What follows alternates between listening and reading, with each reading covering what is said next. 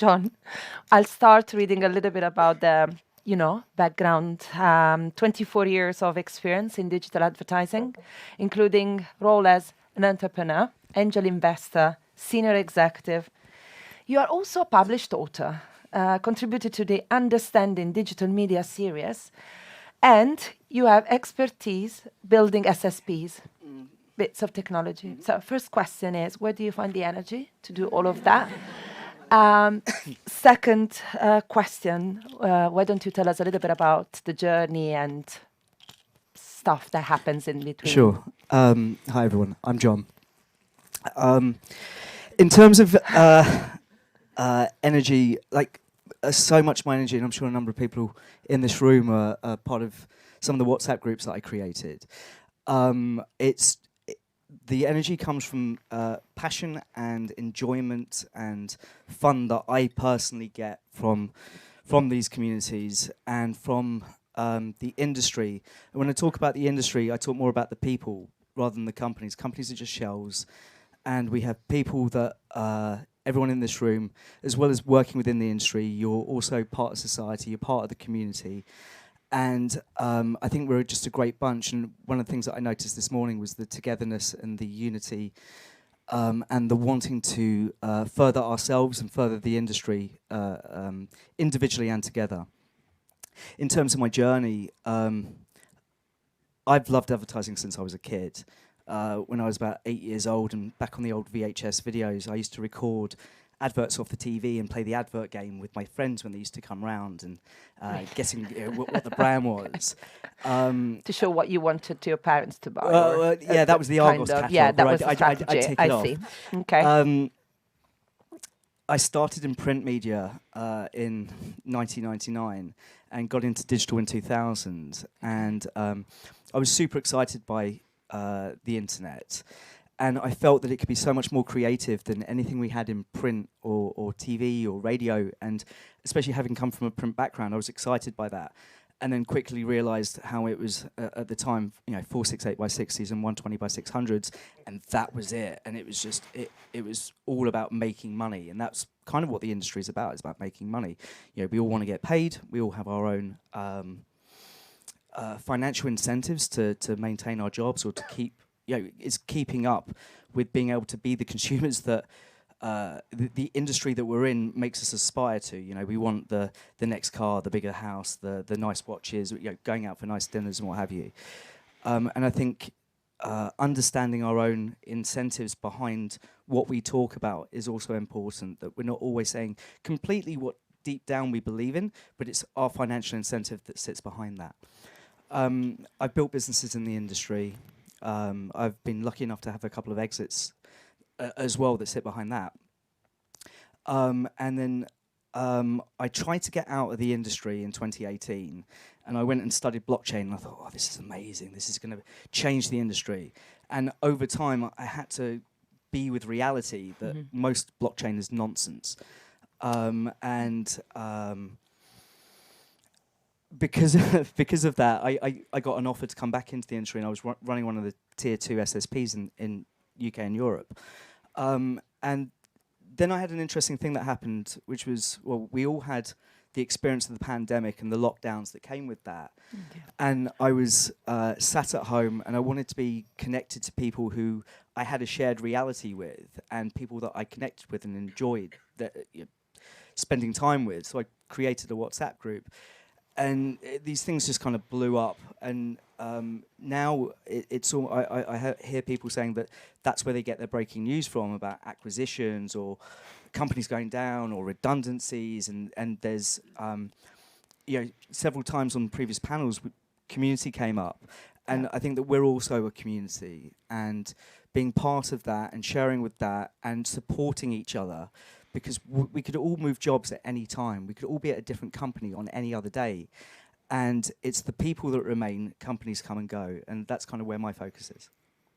Amazing. No, absolutely. Absolutely. And I think it's my experience today, seeing so many people that I had the pleasure to work in the past and really kind of, meeting friends really again around a topic, content in an event. So, okay.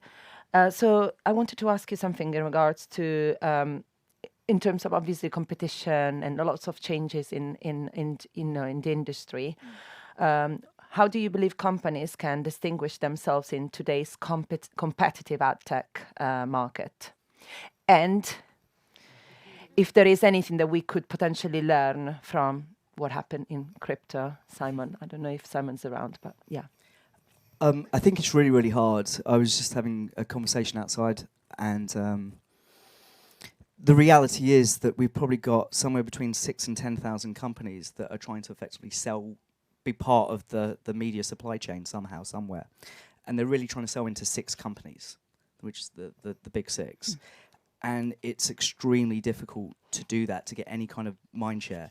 So I think that companies need to think about, there's multiple things. I think they need to think about not just having their brand known, but also having their what do they do? And without buzzwords, without nonsense. It's like explaining what their product market fit actually is and what their value proposition is. And that's the really hard part. And I think that hopefully events like today will be able to kind of, it's hard and it's expensive, but hopefully across the day you'll be able to talk more about what Aryel actually does and show people in a non-salesy way, just like what are the nuts and bolts of it. And that's really, really hard. I think that with societal shifts, we're also seeing shifts in how we explain what we as businesses do for the industry. And I think we're seeing the rise of individuals and individual brands. There's one guy that I always look at, and I think he's done fantastically, and he's a real sharp mind on his topic, which is a guy called Paul Gubbins, which I assume most people in the room have heard the name if they don't know him individually. And he's Mr. CTV, and he's carved his niche as that. And both for himself, wherever he wants to go in his career, he's got this, like, he's known as Mr. CTV. And if you follow him on Twitter, if you follow him on LinkedIn, that's what he's talking about. And I think that companies need to upskill their own teams to be their brands. So, and come at it from a value perspective, not just shilling what their company's products are, but actually who they are. And I see within B2B, specifically within our industry, this movement from the kind of, like, I don't really care what Criteo might say as a corporate, but I'll probably care what some of the individuals there are talking about and their values, and I'll buy into them. And, when I first started in media a long time ago, I was told people buy people, not product. And I think that's it's still true today. But it's about having those personal messages out there about who they are, what they stand for, what they're up to, what they're doing, and it attracts business in. So I think that's really important. I also think it's one of the things that we've lost in this industry over the past 5 years in particular is the phone, just being able to pick up the phone, talk to media buyers, and explain what we do as businesses, and get a simple, yes, I'm interested, no, I'm not. Yes, I've got budget, no, I don't. Yeah. Just, I would love the industry to have, and I'm not talking about Zoom calls because that's kind of organised and set up over email and then it's brought in, but I'm talking about just that initial cold call. It's so hard for companies to get penetration now, to be able to talk to who they want to, whether it's advertisers or agencies. It's mostly by email, right? And there's no personality via email. And people can receive 100, 200 emails a day. And I know agency buyers who, they receive all these cold emails, the response rates are atrocious. Yeah. So I think that we need to somehow bring back introductory cold calls and considering ways to do that. Amazing. Yeah. Yes, definitely. 2023 was the year of uncertainty, and I was there with the community. But you also obviously managed to co-found JobsInAdtech.com. What skills do you see that are essential for professionals aiming to succeed in this space? So I think it's less about skills per se. Obviously, keeping up to speed with technology and what's going on in technology. But for me, it comes back to the individual and their curiosity. It's like if you don't have curiosity, you can't have passion. And it's passion that's required if you don't care about advertising or you don't care about technology, then I don't really know what you're doing in the industry. We need to have people who are curious and will think outside the box. I hate cliches, but looking at things in a contrarian type way. Something for me that kind of came up from previous panel, one of the previous panels, I forget which one, was talking about ESG and sustainability on one side. And then on the other side, we're also talking about artificial intelligence. Now, artificial intelligence requires a huge amount of computational data. And that, in theory, from our industry, also creates a lot of CO2. So do we want AI or do we want sustainability? Or how do these things combine? And I think that we need to have a more coherent understanding of what goes on. The other thing that I'll briefly mention from the previous panels that also made me think was about, with AI, we're relinquishing our control to technology. We're relinquishing control to computers to make decisions that there's a danger, basically, that we're no longer as necessary as possible. And I think that it's not just unhealthy for us, it's unhealthy for the industry. So I would treat AI with the level of skepticism that it requires. And the only way you can be skeptical is by learning. So it comes back to the curiosity and the passion, and that's what I would encourage for everybody. Keep learning. Keep learning, keep learning. Yes, definitely. I think that ties well with my next question, that is around a message for businesses looking to attract talent and retain talent as we move in 2024 and beyond. Because I guess the two things are connected in a way. So I shared something on LinkedIn the other week about this, that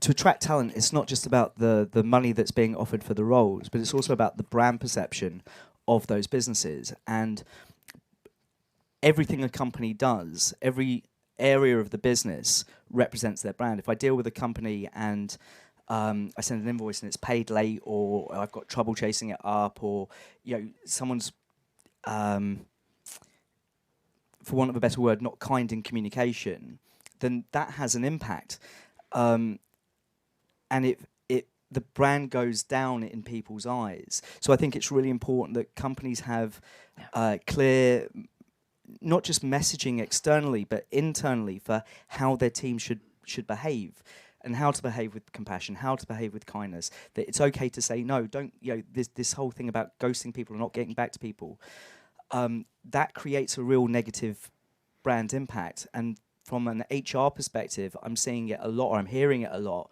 from candidates going, I had 4 interviews and then never heard anything. Like, how hard is it just to respond and say, look, we liked you, you weren't suitable for this role, we'd love to talk to you again if we have roles. Whatever it is, it's 2 sentences, it takes 30 seconds. Just getting clear communication and being a decent human being in that communication.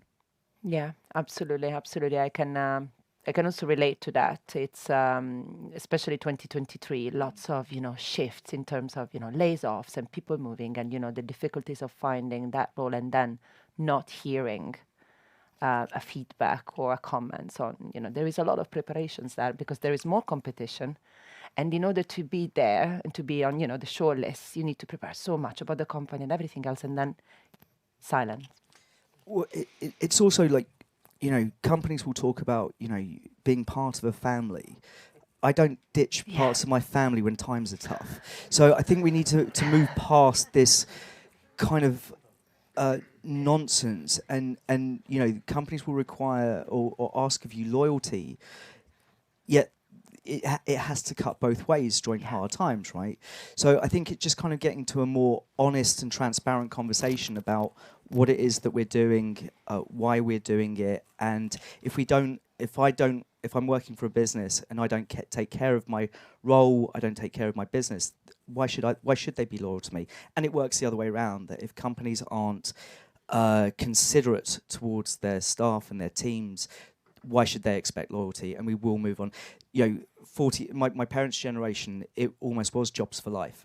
These days, if you're with a company for more than 3 years, that's a long time. So true, I think that understanding the dynamics in a business is really important, and everything comes from the chief executive. If the chief exec is a decent and approachable person, then you'll find it filters down throughout the rest of the business. And it also works conversely as well. Yes, totally. Thank you very much. I guess that I have a final question, and then I'm sure that there will be probably questions from the audience. A prediction, so a future prediction from you on, industry, so digital advertising, ad technology, something.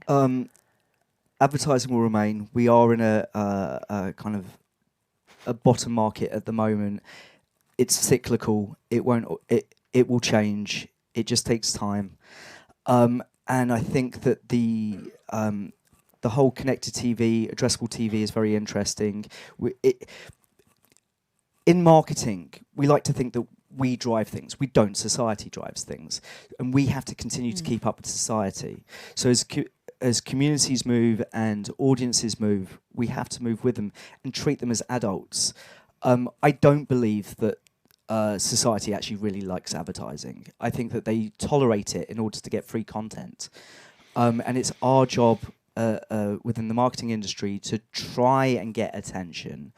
And if we can do that and delight, that's great. But I think it's the job of brands to stay on topic for what they do, create good products, create good experiences. Don't get involved with politics. Stay in your lane.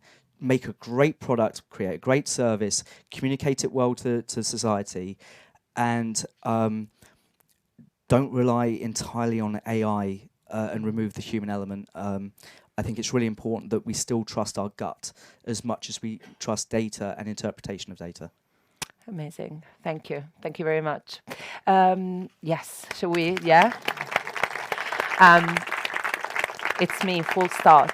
Amira, do we have time or any questions from the audience? We are short on time, but we have 2 questions. So, Jon, do you think AI will impact the job hunting process? It's an interesting question. Will AI impact the job hunting process? No, it will. It may well impact it from the hiring company's perspective, whether it be through scanning CVs and understanding keywords that sit within CVs and filtering resumes based on that. And again, I think that could be slightly dangerous, because if we understand what the game is, then we can game our CVs in order to fit that, and it means that good people can be lost. So I warn about trusting too much in technology and allowing people to actually do a lot of the process themselves and not be lazy. So I hope that AI doesn't on that. How is the talent search in the industry for candidates with lack of experience being supported?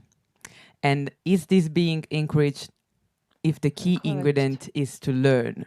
So I think... look, I think it's really hard for people to get into the industry.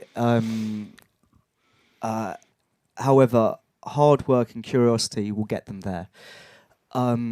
Especially, we're in a job market that's really, really hard right now. There's a massive asymmetry between number of roles and number of candidates. And it's tough for everyone. But I would love to see more and more youth come through into the industry, bringing new ideas, bringing something different, not just the same old crap that we always kind of regurgitate. In terms of it being encouraged, I think it's down to individuals to encourage and inspire themselves to get into it. No one deserves anything just for free. You've got to work at it. So, and the ones that will really work at it are the ones who'll get into the industry. And